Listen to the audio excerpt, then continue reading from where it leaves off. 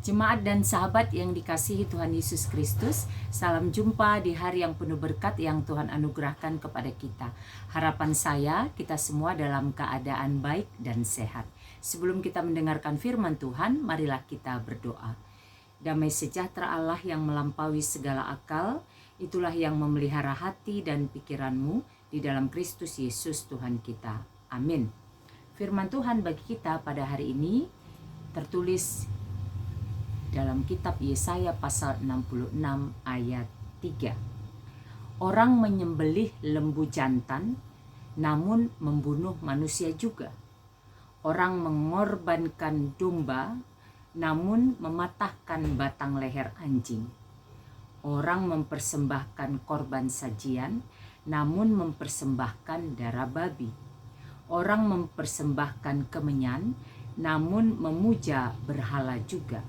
Karena itu, sama seperti mereka lebih menyukai jalan mereka sendiri dan jiwanya menghendaki dewa kejijikan mereka. Demikian firman Tuhan. Kita bersyukur oleh anugerah dan kasih Tuhan, kita diberi kesempatan menikmati hari baru, hari pertama di bulan Februari 2023 ini. Semua karena anugerah Tuhan. Bersama kita mengimani berkat Tuhan selalu baru setiap pagi. Tema renungan kita pada hari ini adalah menyembah Tuhan dengan ketaatan. Menyembah Tuhan dengan ketaatan. Ayat yang kita baca tadi merupakan bagian dari perikop yang berjudul Keselamatan Sesudah Hukuman. Digambarkan bahwa hukum Taurat memberikan penjelasan terperinci mengenai aturan yang benar untuk mempersembahkan hewan atau gandum sebagai ungkapan syukur kepada Allah atau sebagai jalan untuk memohon pengampunan dari Allah. Apa yang bisa kita pahami dari renungan pada hari ini yang akan kita pelajari untuk kita hidupi dalam hidup keseharian kita? Pertama, mempersembahkan kurban yang benar harus didasari dari ketaatan. Mempersembahkan kurban yang benar harus didasari dari ketaatan.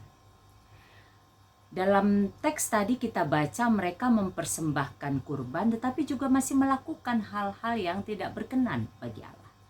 Maka ditegaskan atau diingatkan, dinasehatkan, ditegur bahwa persembahan atau kurban yang kita berikan itu akan menjadi sesuatu yang berkenan bagi Allah jika didasari oleh ketaatan, pemahaman yang benar akan Allah. Pemahaman yang benar akan kasih Allah, akan kuasa Allah. Ketika kita bersyukur, maka kita memahami benar, kita bersyukur karena Tuhan menyertai, memberkati kita, lalu kemudian kita respon ungkapan syukur itu dengan memberikan persembahan, kurban. Ketika kita memohon pengampunan dosa, kita menyadari bahwa kita membutuhkan pengampunan dari Tuhan. Lalu kita merespon itu dengan memberikan persembahan, kurban. Bukan persembahan atau kurban itu yang utama.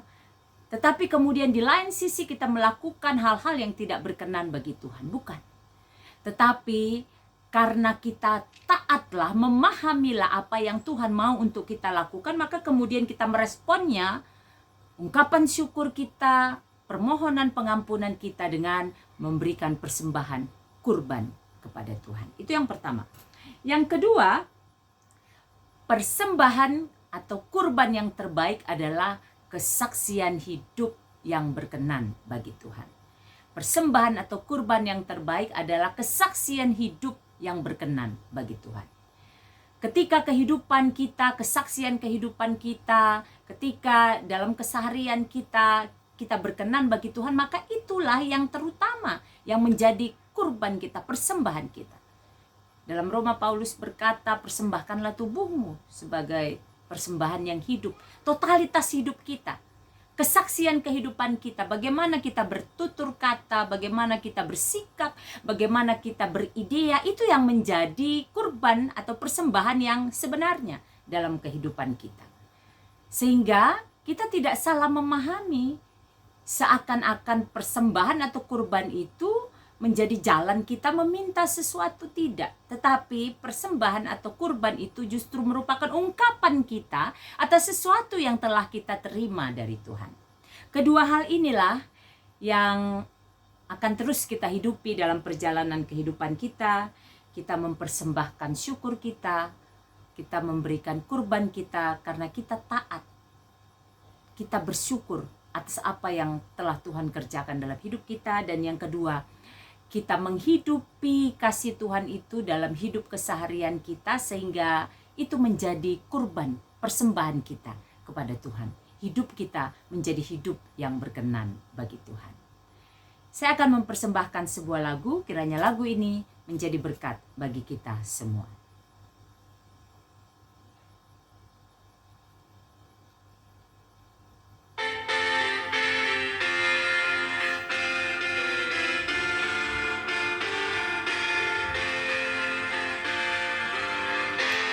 Apalah arti ibadahmu kepada Tuhan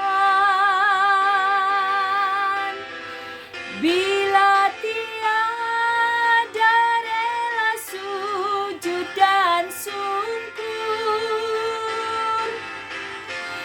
Apalah arti ibadahmu kepada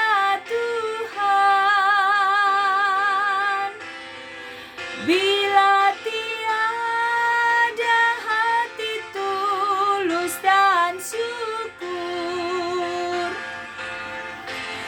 Ibadah sejati jadikanlah persembahan. Ibadah sejati kasihilah sesama.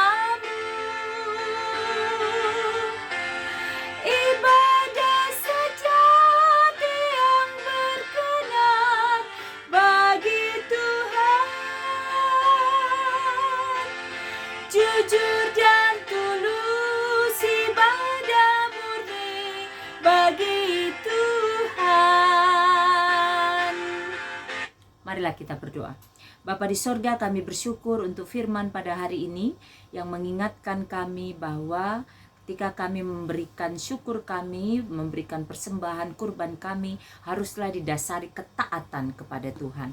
Dan kami juga diingatkan bahwa persembahan yang terbaik, kurban yang terbaik adalah kesaksian hidup keseharian kami yang berkenan bagi Tuhan. Berkati kami Bapa, agar kami menghidupi firman-Mu dan menyaksikannya dalam hidup keseharian kami. Berkati seluruh jemaat Tuhan, hamba Tuhan, keluarga kami dimanapun berada, pemerintah kami, bangsa dan negara kami, khususnya saudara-saudari kami yang mengalami pergumulan. Tuhan, tolonglah mereka, agar mereka dimampukan melampaui pergumulan mereka oleh belas kasih-Mu saja. Apapun yang kami rencanakan sepanjang hari ini, beri kami hikmat, agar yang kami lakukan berkenan bagi Tuhan dan menjadi berkat bagi sesama. Terima kasih Bapa, di dalam nama Yesus kami bersyukur dan berdoa. Amin. Selamat beraktivitas, sehat, semangat, dan sukacita senantiasa di dalam penyertaan Tuhan. Tuhan Yesus memberkati.